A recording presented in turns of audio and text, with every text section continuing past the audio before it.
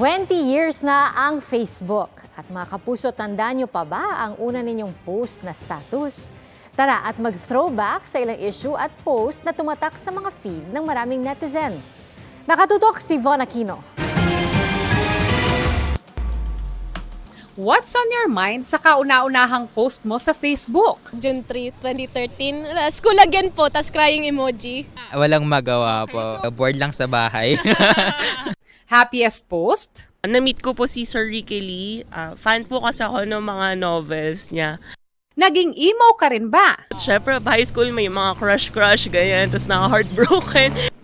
Nagpalago ka rin ba ng mga pananim sa Farmville? O kaya nagpaligo ng mga alaga sa Pet Society? Musta naman ang first profile pic kumpara sa profile pic mo ngayon? Totoy na to. Nakita mo yan, anong na-feel mo? Medyo nakakahiya po. Ang mga dating araw na single, nag-change na ng status? Uy! Para po makita po ng mga Facebook friends ko na in a relationship na ako.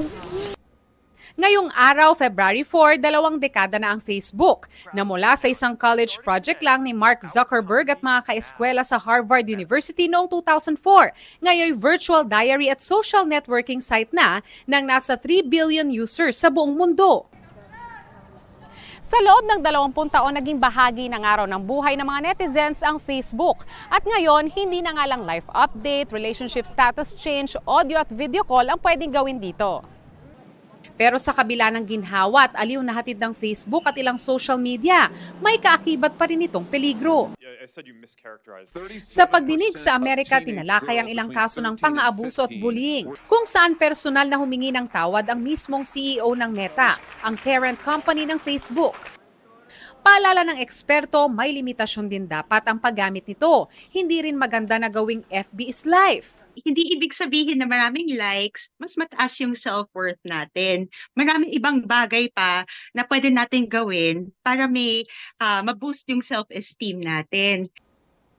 At kung feeling mo toxic na ang iyong feed, if you feel there's a need to turn off your notifications kasi may mga certain aspeto sa buhay natin na dapat we are fully concentrated on, like work, like family time, like quiet time for self. Ika nga, it's okay to mingle, pero think before you click. Para sa GMA Integrated News, Von Aquino, nakatutok, 24 oras. Mga kapuso, patuloy na tumutok sa mga balita. Mag-subscribe sa GMA Integrated News sa YouTube. Sa mga kapuso abroad, samahan nyo kami sa GMA Pinoy TV at www.gmanews.tv.